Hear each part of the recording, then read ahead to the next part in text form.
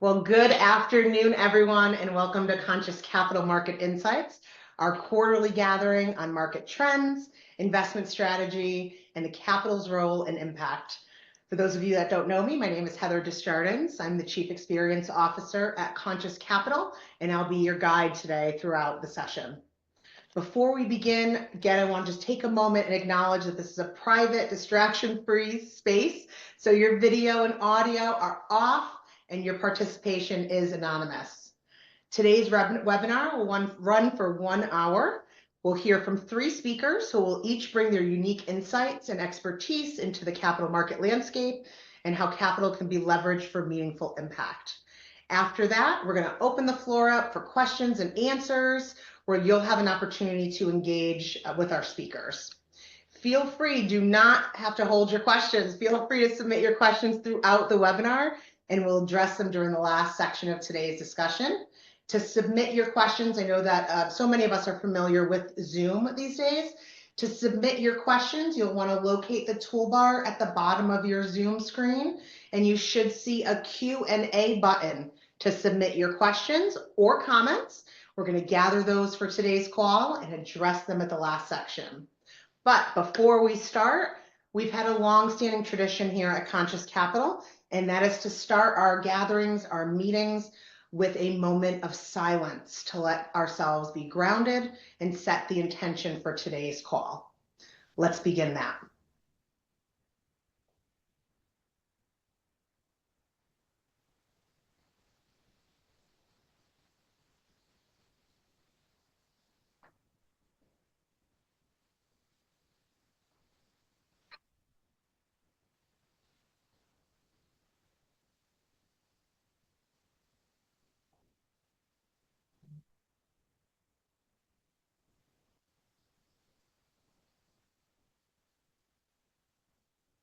Wonderful. Thank you so much. Now let's dive in. Today we're going to hear from 3 different speakers and a 4th one for our Q&A.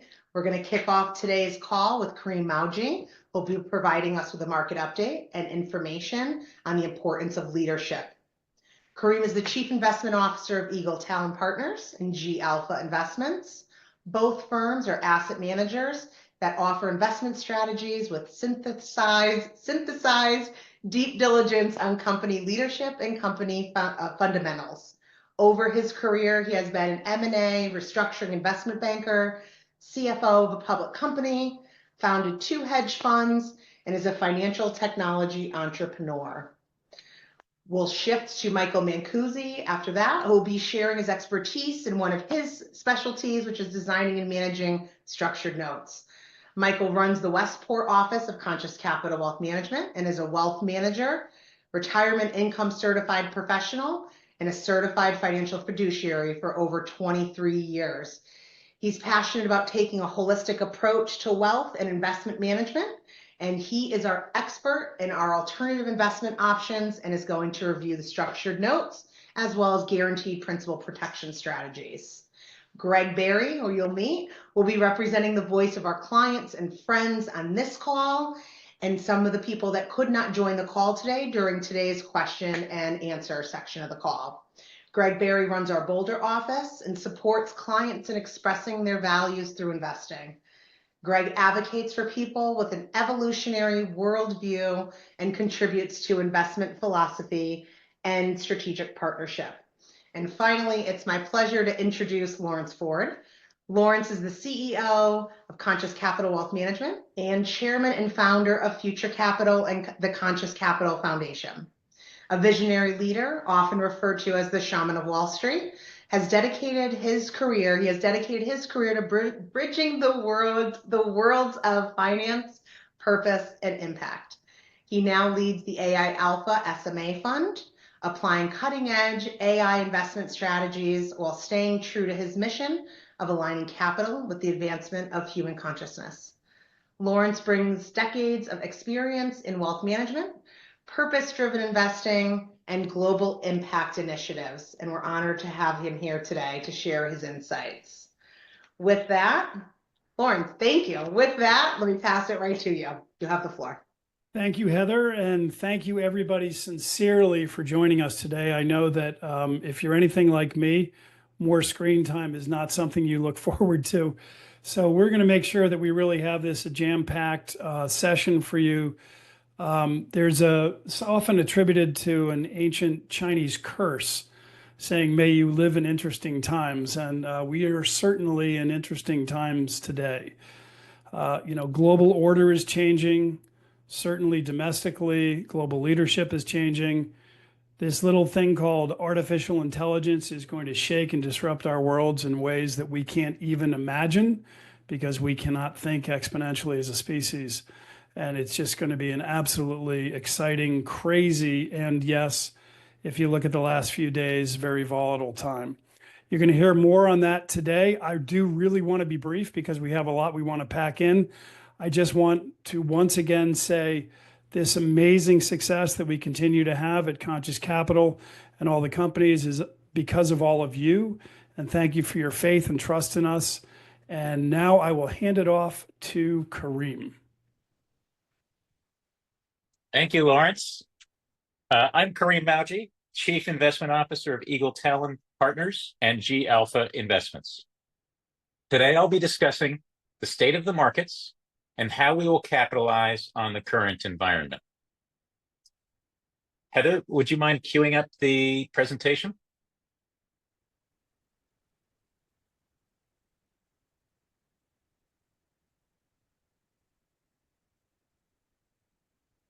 Thank you.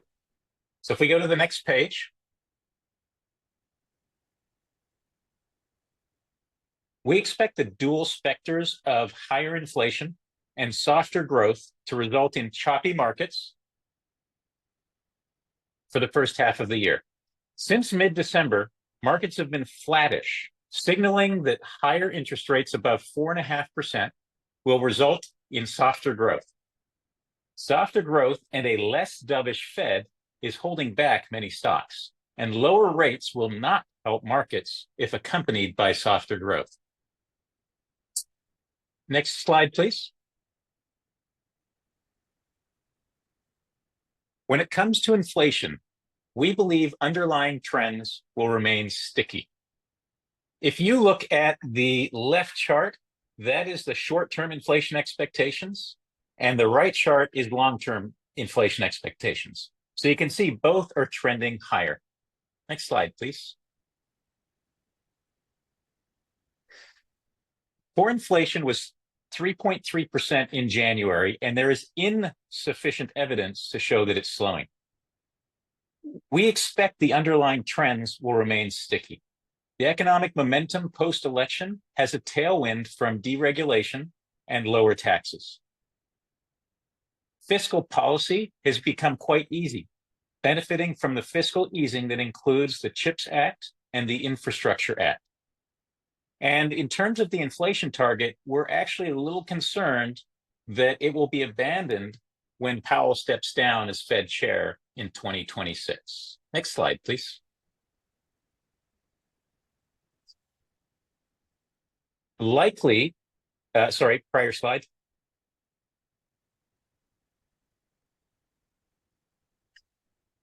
Likely, we will remain range-bound around current levels. Given Fed Chair Powell has said he's in no rush to cut interest rates and he's data dependent. In addition, markets are pricing in just one cut in the Fed funds rate this year, down from an expected 2 to 3 cuts at the beginning of the year. And lastly, consumers are suffering from the affordability challenge of higher interest rates and of elevated prices from higher inflation. Next slide.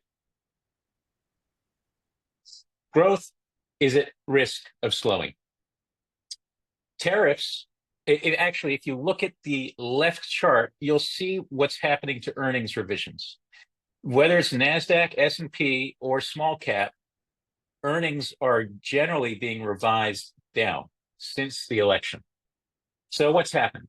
If we look at tariffs, they're creating near-term uncertainty for companies. It's pulling forward demand.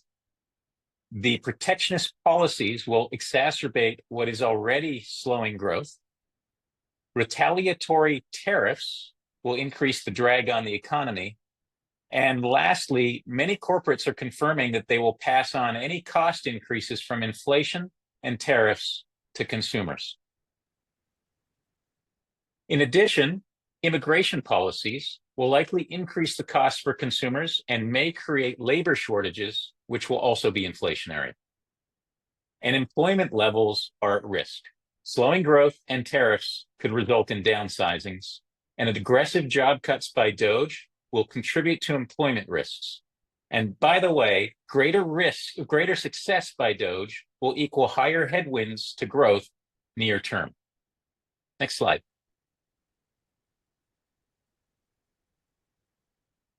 So let's talk a little bit about the markets. So headline statistics appear healthy, but the average company and consumer do not appear to feel that way. If you look at the left graph, it shows the average stock continues to underperform the cap-weighted index, and that may mean that we are late in the economic cycle. The right graph shows consumer sentiment remains subdued relative to historical numbers.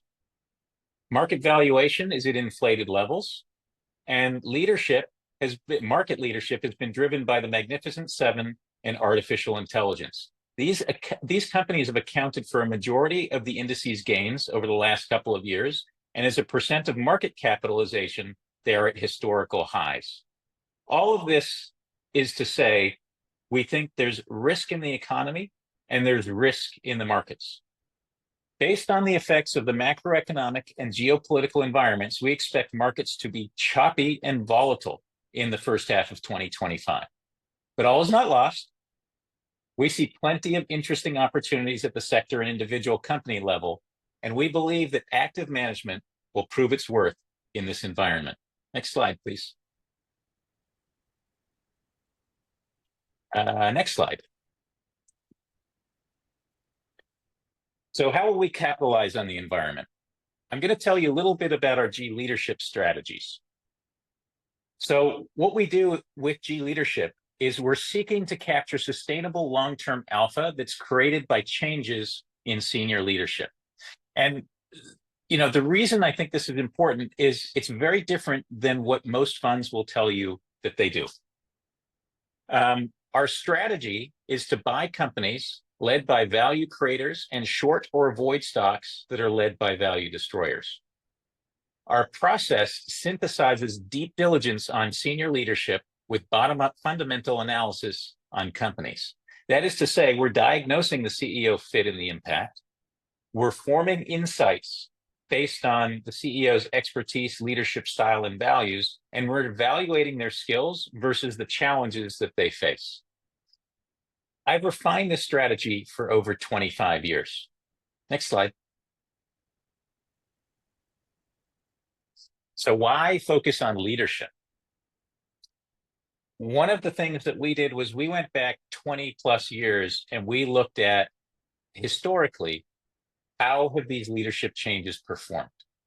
And what we found is if you look at the graph on the left side, in the first 2 years after a new CEO comes into a company from the outside, the top quartile outperforms the S&P 500 by more than 80 percentage points, 80. The bottom quartile underperforms the market by almost 50 percentage points. That's high dispersion, and it's a massive pool of alpha. And that's where we're hunting for our investments. Next slide. CEOs are absolutely crucial to company success. By some measures, they account for up to a quarter of a company's success or failure, and we found studies that show they account for up to half the success of a company. So what I want to show you here is 2 companies with CEO changes so you can better understand our process. The left graph shows the market increased the value of CSX, the railroad, by $11 billion, billion with a B, or 35% in 47 days after it was rumored that industry guru Hunter Harrison would become CEO. Now, the reason I start with CSX is that Hunter Harrison was a slam dunk. Just the rumor that he was going to be appointed CEO, and the stock gapped up 23%, meaning you couldn't buy it at the prior price or the price from the prior day. It immediately opened 23% higher. I couldn't capture it. No one could. But the conclusion was so known by the market as to what kind of an impact he would have that new buyers couldn't profitably take advantage of the information short term. But it left another 10% upside over the next 6 weeks. And later, I'll show how the actions of Hunter Harrison and his protege caused the stock to triple in value over less than 3 years, and how much the CEO matters. The right graph shows that investors boosted the value of Chipotle by $5 billion, or 67% in 90 days, to reflect the positive impact of ex-Taco Bell CEO Brian Niccol would have in turning around the company. In this case, the stock gapped up by 15% on the first day, which left material short-term upside for investors who immediately understood Niccol's skill set. Still, the 3-month appreciation of 67% is dwarfed by the 3-year performance. Next slide. So why did these companies jump so much on the first day, and why did they perform so well afterwards? It all goes back to track record of the CEO. So why did we believe they would perform so well? In a nutshell, on the left, if you look at Hunter Harrison's track record in prior roles, he had turned around 4 railroads previously. All had done extraordinarily well. And on the right side, Taco Bell was a part of Young Brands, so it didn't have its own stock price. But we went in and looked at how he had improved the operations the prior 5 years, and it was quite clear that he had a massive impact on margins and profitability. Next slide. So what's the conclusion? It pays to ride winners. Look at the returns that long-term investors who embraced each of these CEOs were able to capture. In both cases, it did pay to ride winners. CSX tripled in less than 3 years, and Chipotle was a 6-bagger in 3.5 years. Next slide, please. I'm gonna go quickly through these because we're running out of time. But essentially, this is our process, and we have qualitative and quantitative factors on the left wing and the right wing, 1 and 2 and 3 and 4. But where this really differentiates us is if you look in the middle, box number 5. And that's where we really shine versus a lot of the other firms that we might compete against. And we're really focused on the CEO expertise. Next slide, please. And this is why. In step 1, yes, we understand the company like many other firms may. But 2 and 3 are, again, where we differentiate ourselves. We have a team of investigative journalists who conduct interviews with people who have worked with the CEOs, typically from college until current. So you get a 360-degree view, time-weighted, and we can assess their leadership skills, their management skills, and we can quantify what have they done in the past, so what will they do in the future. And in layer 3, we have a team of former intelligence and former law enforcement officers who run deep background checks, where they're verifying, not just verifying career and education, but they're looking for evidence of civil litigation, criminal record. They're looking at the cars they drive, the homes they own, the personal leverage they employ. We're looking at family trees, parents, siblings, children, and we're looking at evidence of substance abuse, marital strife, and family illness, so we can get insights into, do they walk the walk? And that concludes our presentation. We'll be available for questions at the end of the call. And I'd love to pass the baton to Mike Mancusi. Good morning, good afternoon, and good evening to everyone around the world. My name is Mike Mancusi. I'm going to get right into it because I'm tasked with presenting a 3-hour presentation in 7 minutes. But we're going to make this happen because this is going to be a lot of fun. I'll start by explaining what I'm here to talk about structured notes and then another unique product that's become very popular over the last 4 to 5 years. And whenever I'm told to explain or what is a structured note, it reminds me of one of my great stories with my brother-in-law many years ago. One day, we got a little philosophical and we started asking about, we looked at the sunset and we got a little, got a little philosophical. And, he said, at the end of the day, you can't explain a sunset, but you can explain what a sunset does. And so the transcendent nature of a sunset, how does it make you feel, the memories and the sharing and so on and so forth. So rather than definitionally tell you what a structured note is, which I can tell you, which it's not really useful. Let's dive right in what they do. So I'm going to share a couple of different examples here of some live structured notes, as well as some past ones, and then leave ample time for questions and answer. So, which is the most interesting part of any presentation, of course. So let's get right into it. A structured note is essentially combining the characteristics of a bond as well as a individual stock, index, commodity, or what have you. So let me run, forgive me for going a little bit fast here, but I'll do, again, we'll reserve time for the Q&A. Essentially, the way this works, this is a structured note with a yield of 25.6%. We aim to get for an income note, which is what this is, we aim to get yields well above 20, sometimes depending on the stock and the opportunity.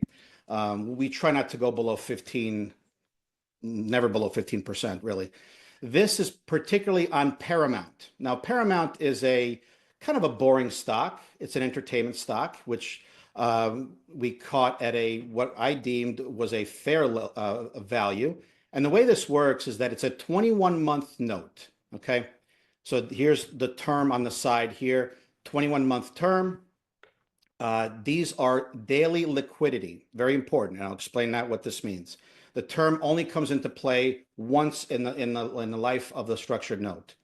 It is a principal protected note as well because it has a 40% protection, meaning that if the note survives 21 months and the stock is down 40%, you get your money back. Wonderful. What if the stock is down 42%? Well, then you would lose 42%. These things are not too good to be true. They're just too good to be perfect. That's why stock selection and timing matters. And I'll explain, even in that unlikely scenario, that how are all these mitigated. And whenever I'll take this opportunity to say that over the past 4 or 5 years, we've had 25 out of 26 successful trades. That's 96% for those who have their calculator in terms of successful trade, with an average return, with an average yield, of about 25 to 26%. Those are unaudited results. Audited results will be published shortly. So the other part of this is the coupon. How do we get this 25.6%? So here is the, if you can see my cursor here, we started this in September, and the blue is the price of the stock, okay? And the 30% dotted line is the barrier of the coupon. So as long as the stock stays within and above this 30% down line, we are going to get a monthly coupon, let's just say in this case, of about 2.3% per month. What happens if on the month anniversary, the stock goes below and breaches this level? You miss, in this particular note, you miss the coupon. Now, we've done many structured notes that if you do miss a coupon, as long as the stock goes back up towards that above that level, you get to get the missed coupon, including the current one. So what I chose Paramount for a reason, because it shows you many things.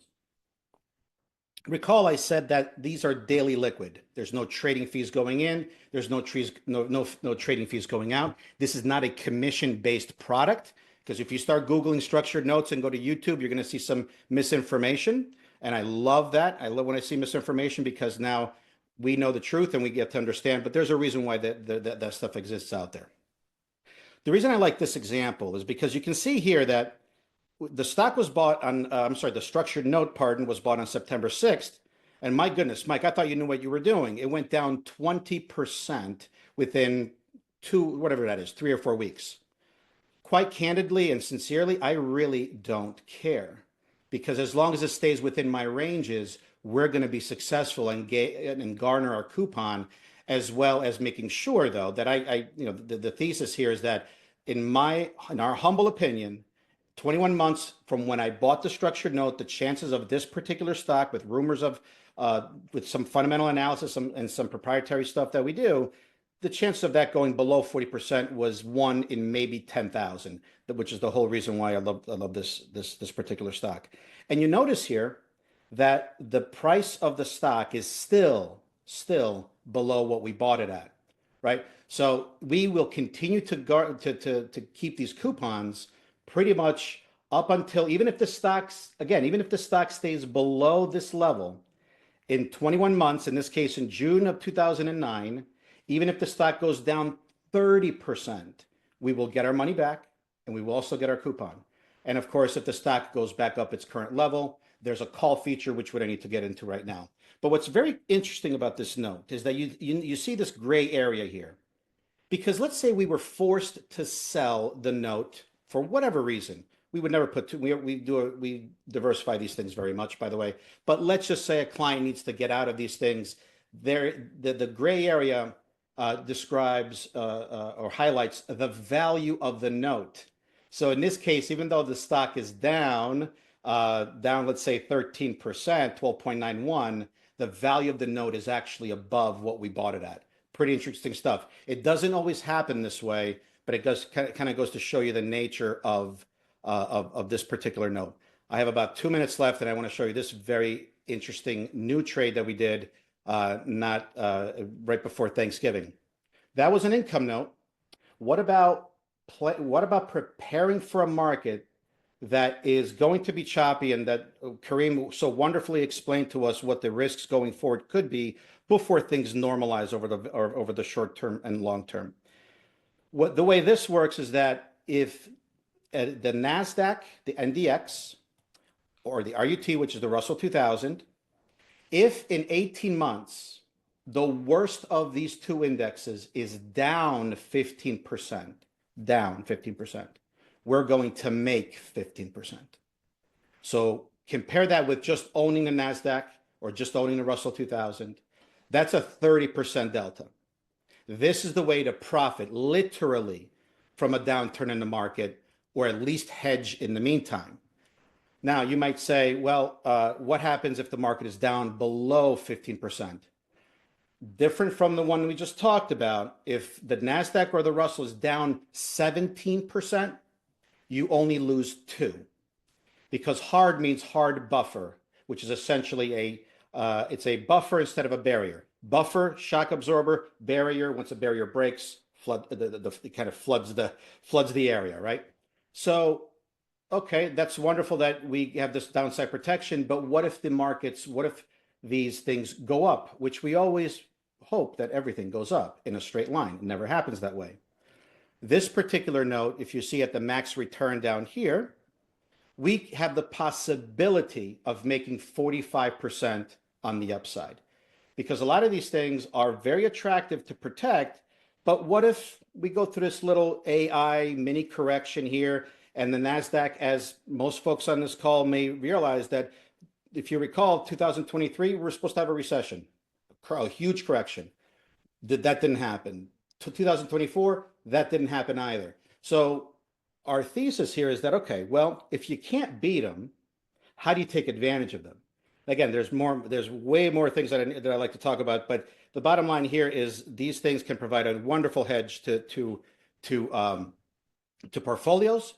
We do diversify them, of course, and I'll take the last 1 minute to essentially, this is not even a presentation part. This is more of a tease. We've been using some old school products, yes, by insurance company, boring old insurance companies. And the reason why we've been using these tools is because of what's happened in the last 4 to 5 years, and the interest rate environment being just incredibly curious. Let's just use that word. Inverted yield curves for almost a record amount of time. Bad news about high interest rates is mortgages are higher, loans are higher, credit cards are higher. But with some of these products, they can be very magical. And I'll leave you with this. There are clients that we have that put products, some of them with 0 fees. These are not too good to be true. They're just too good to be perfect. We can talk about this offline or do even another presentation on these.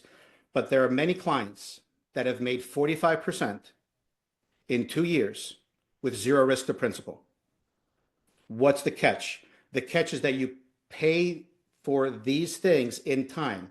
A product like that, you have to commit to about 7 years. However, there are liquidity features if you need the money in the meantime. So I would have never even attempted to bring this up on a call like this with everybody around the world.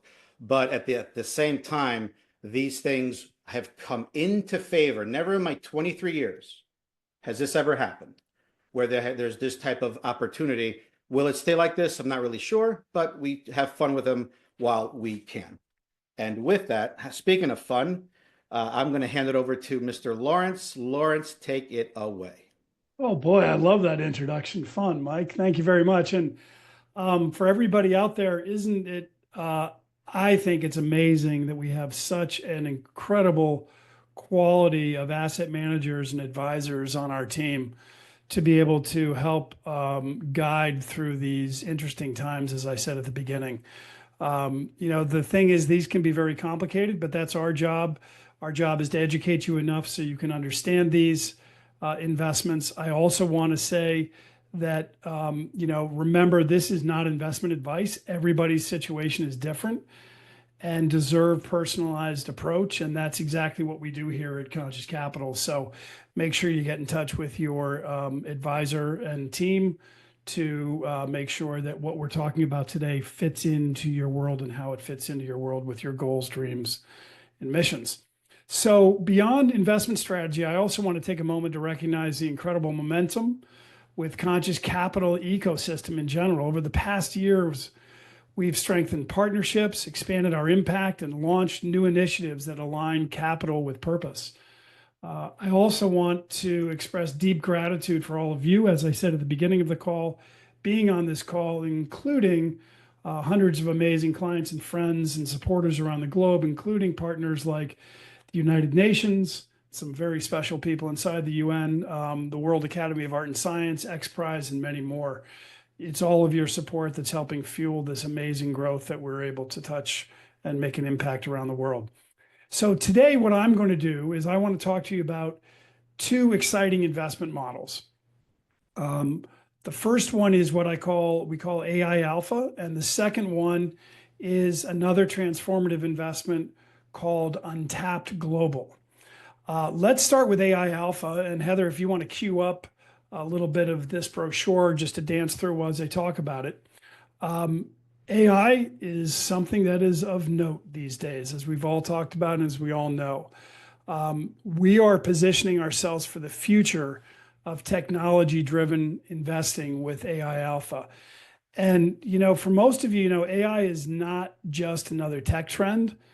It is a force fundamentally reshaping every industry from healthcare and automation, yes, finance, and also cybersecurity. Think back, this is so big. Think back to the early days of the internet and imagine being well positioned to capitalize on the immense wealth that was built through smart investing back then. That is the AI opportunity multiplied many times over.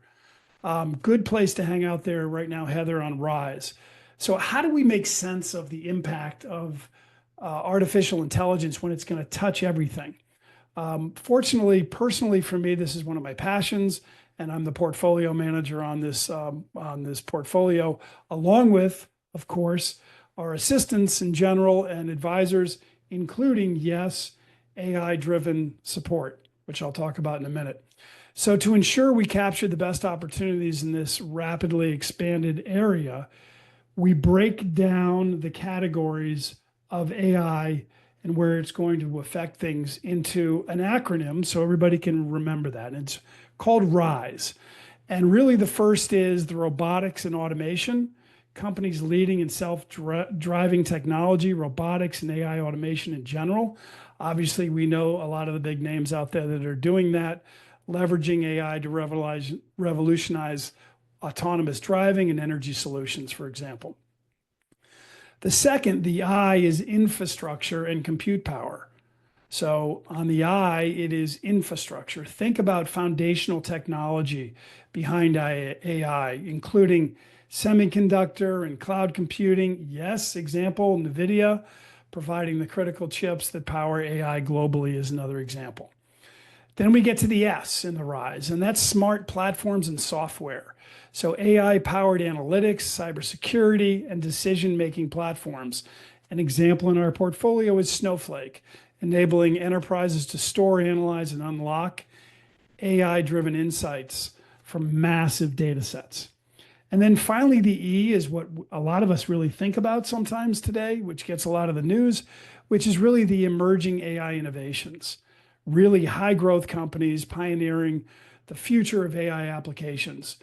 Think about not necessarily little startups where most of our minds go, but companies like Moderna, who are using AI to accelerate drug discovery and vaccine deployment. So a dynamic approach in this market that's just fast moving is critical in this sector, and timing is important. So a great example is a recent move we made recently, which I am actually very proud of and had some artificial intelligence help with as well, which is we sold Palantir right before it dropped over 12% the next day and reallocated into Taiwan Semiconductor, which is a big manufacturer in AI chip world. We all kind of kid around sometimes when you work really hard, you get lucky as well, but we're very proud of that. That just happened last week. So this is how we really blend human intelligence with AI-driven research and stay ahead in an industry that's moving at, as we all know, at lightning speed. And that's exactly how AI Alpha is designed to keep us positioned at the forefront and well diversification with risk in the AI-driven creation world. So that's AI Alpha. I think, as we talk to all your advisors and all the different strategies, you'll see that we're doing a lot of reallocations already into these models. And again, talk to your advisor, but I think a stable part of your portfolio. Now let's shift gears from AI investment strategy into transforming real economies while generating strong, predictable returns that are very low correlated to the stock market. Something called CAM, which is Conscious Alternative Asset Management, which is a company of ours, along with our suite of companies, which is Conscious Capital Foundation, by the way. Check us out. We're very excited about what we're doing out there in the world. And so Untapped is an innovative financing model that enables entrepreneurs in emerging markets to access the equipment and capital they need to grow their business. So instead of taking like traditional loans or even microfinance, what we're doing is we're having business owners make payments on actual revenue, ensuring sustainable growth while providing investors with reliable returns. I saw that, by the way, the huge amount of people that have joined us today, and thank you again. I noticed some of the names out there, and I know many of you are invested in this, and I know it's an all-time favorite. Right now, we're paying 14% annual return, paid out quarterly for 2 years, and then you get your money back. We're investing in thousands of entrepreneurs in emerging markets, and it's just really, really exciting to do so well and really improve the world. And bringing this investment to life, Heather, if you could queue up, I'd like to show a quick 2-minute video of the last mile impact on this investment that we're doing. Again, that's earning 14% over 2 years, paid out quarterly to you. And this is the Untapped video. We endearingly call it the Mary video.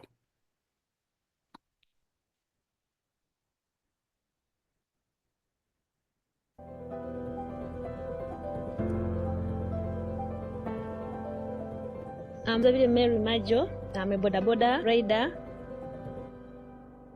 My favorite part of the day, it is when I'm riding the bike.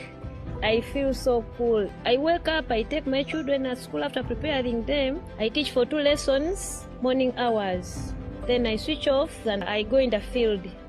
When Zembo came, I saw that it was a very good model. I said to get it. It doesn't make any sound.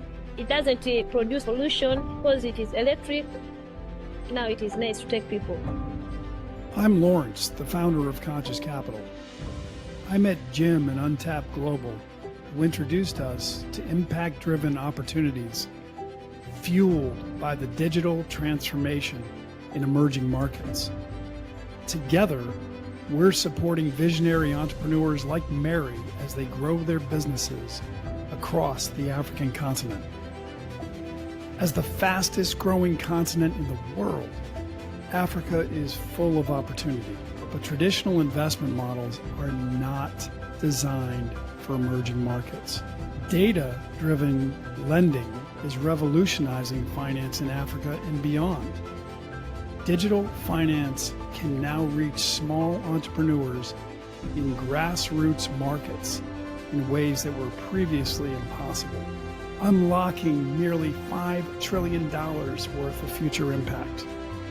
Through transformative investment models like Untapped, their capital empowers purpose-driven entrepreneurs like Mary, who support themselves, their families, and their communities. More women have come on board. Now we are 25 who are riding now. I'm here to encourage all women who are outside there. Let us come up and we help our families. It is good when you are doing something unique. Join us and help more entrepreneurs like Mary and her colleagues get the finance they need to maximize their purpose and unlock their full potential.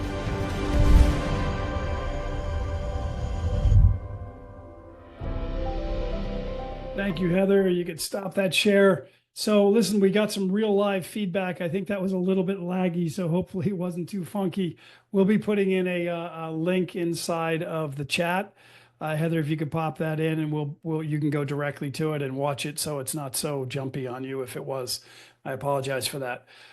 So beyond AI Alpha and CAM Untapped, we're thrilled to announce, as I said earlier, the launch of Conscious Capital Foundation, which is a storyteller of genius and purpose in the world.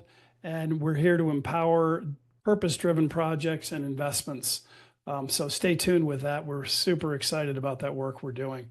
And that's why we're here today with all of you, to help you live your purpose and build abundance through your work and investments. As I said, we'll drop some links in at the end.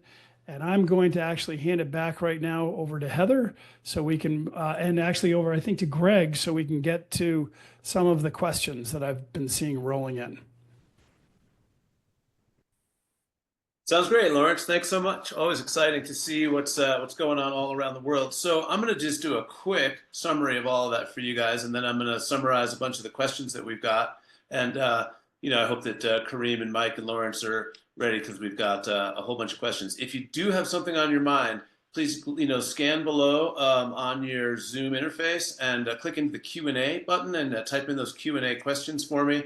I've already got several, but if there's something on your mind, definitely now's the time to ask.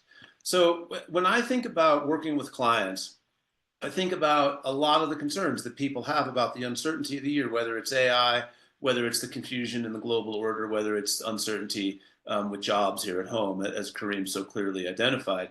What's interesting to me as I think about it is I say, look, at the long term, we're incredibly bullish about the transformations that you'll see in AI, right? And so we have long-term money, retirement kinds of money, allocated in large part to these big long-term trends around technology, right? When we look at a little bit more of a medium-term investment, right, we really rely on Karim and his work in bringing us the best companies, the best run companies. Who's going to be able to, thrive in uncertain times? Generally speaking, we believe that it's around the leadership that we see in top run companies, right? And then when we think about more immediate risk mitigation, right, we lean on structured notes and allow us downside protection, participation in a slightly smarter way to get access to the accounts. As Mike said, if you can't beat them, at least figure out how to take advantage of the opportunities that they create. And so we have a really nice balance of things.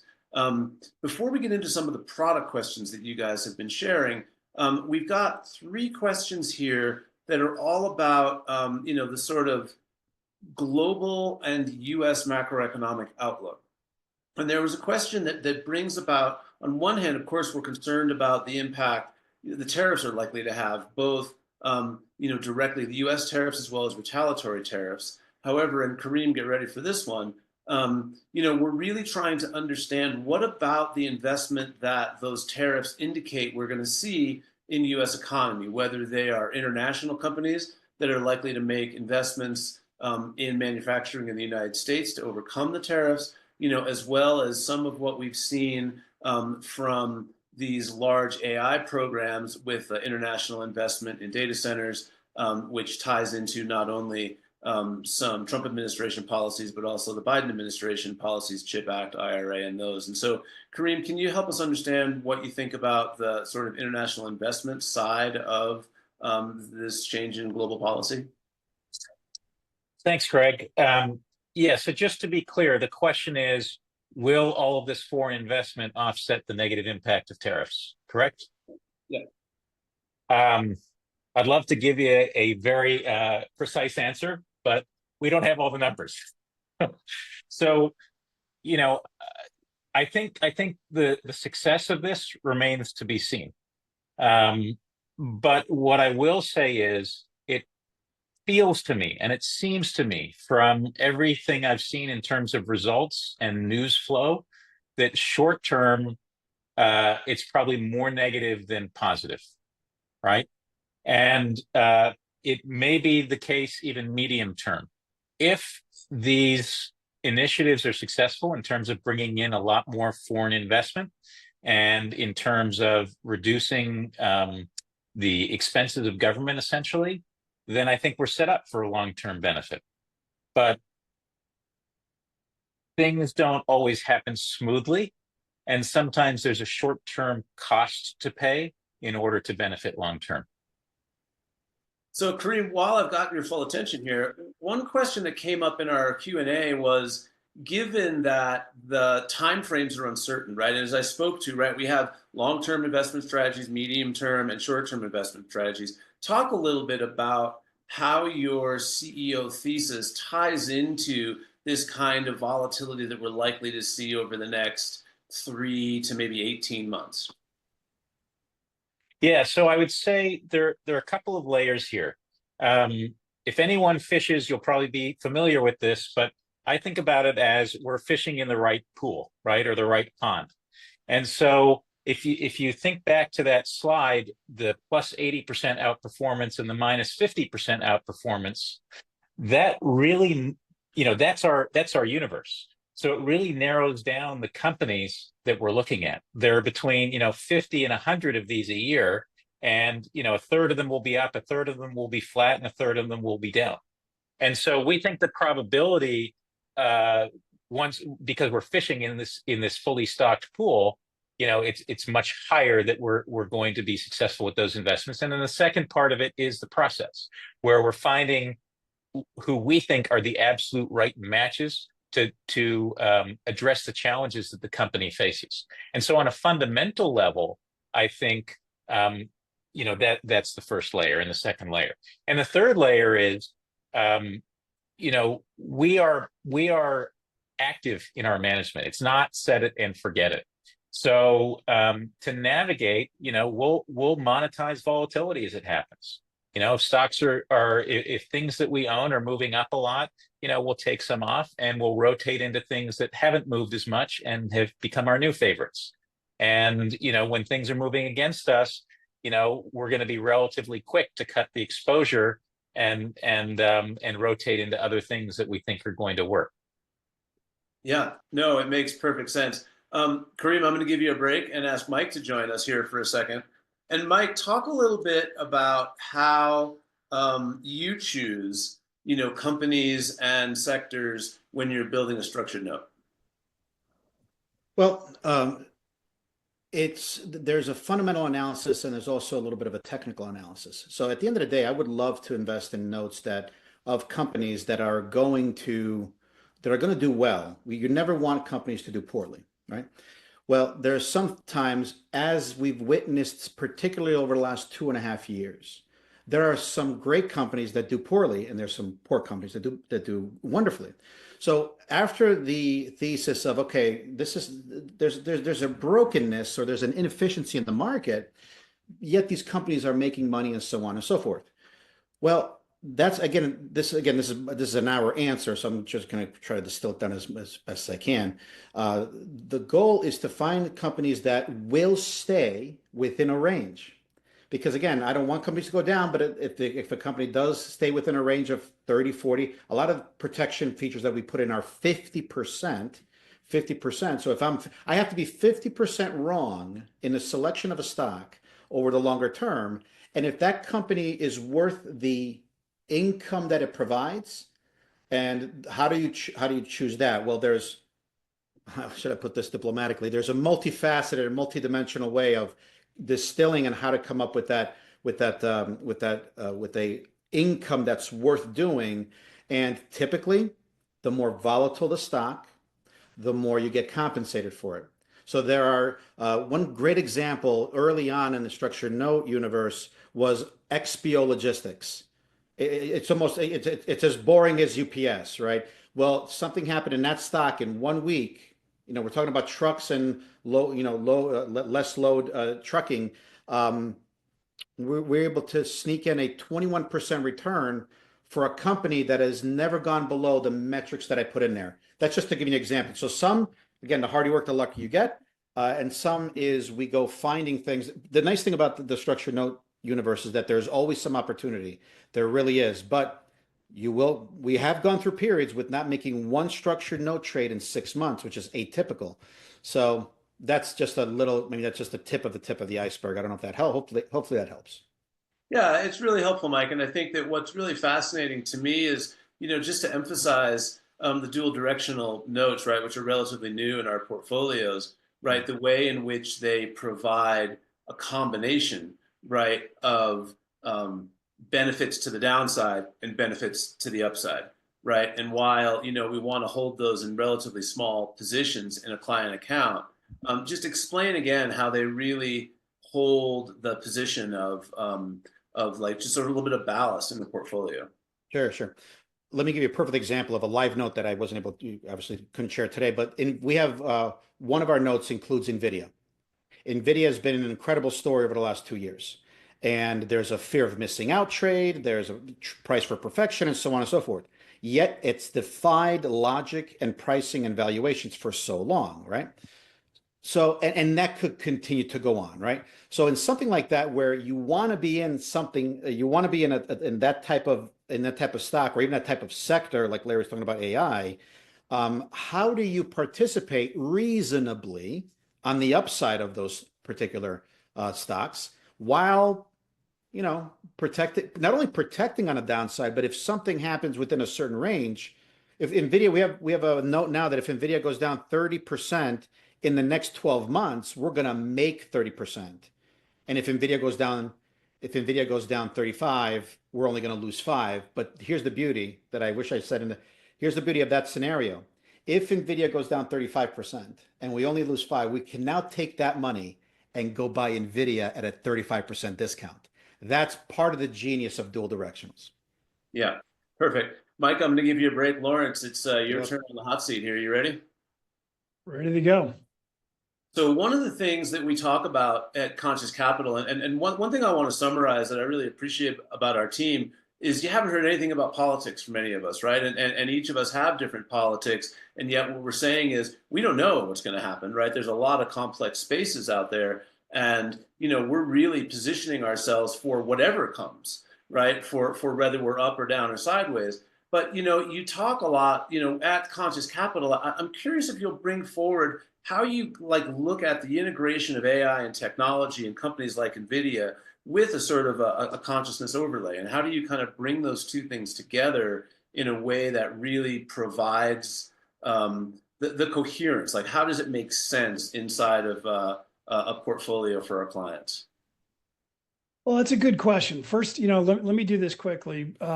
First of all, I want to just reiterate what you're saying about, all of the different team members and the different offices, just so everybody knows. We have offices from California to Tampa to Connecticut to Boulder, where Greg is sitting today. And we work as a team. I'll just point out that Boulder's the only place that's a city that doesn't need a state attached to it. Yeah, exactly. It's just Boulder. And if you've ever been there, you know why. So, yeah, it's beautiful. And so what I want to say is that for all of the people who've hung in here and everybody's sticking around, which is lovely, I see the numbers. Thank you for staying this long, and just understand that we have a very unique culture here. And we do all do teamwork together. Each of us has bespoke skill sets and different asset management skill sets, and we share together, which is really wonderful when we build our portfolios.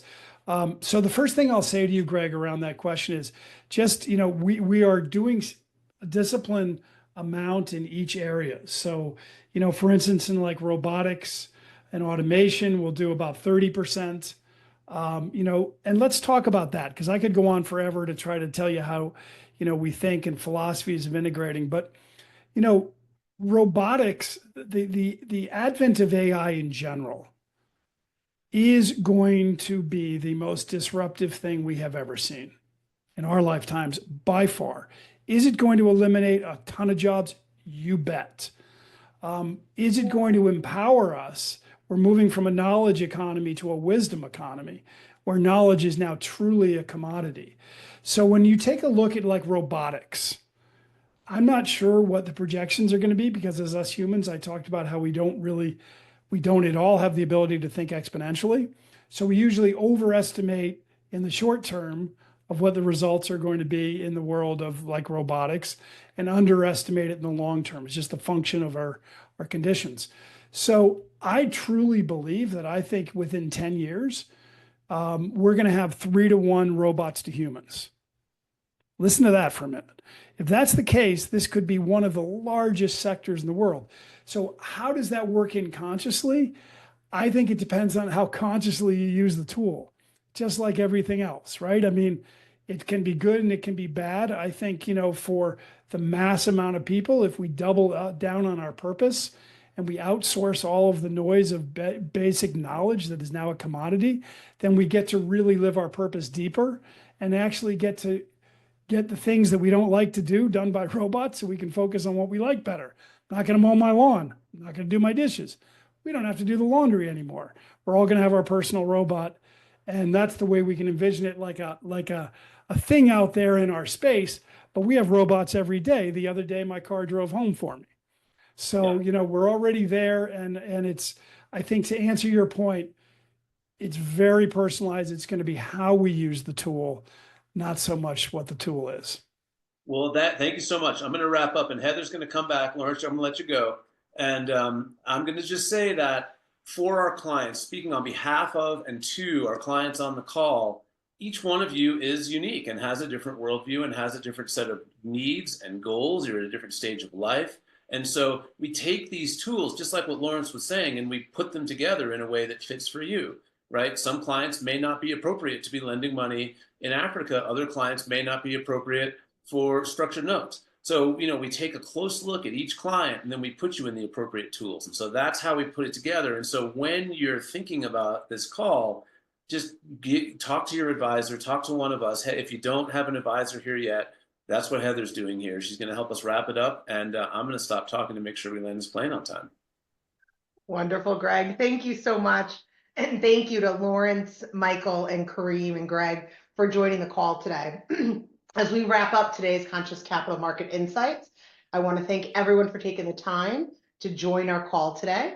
And hopefully today's discussion has provided you some valuable insights in the market trends, investment strategies, and how capital can be a force for positive impact.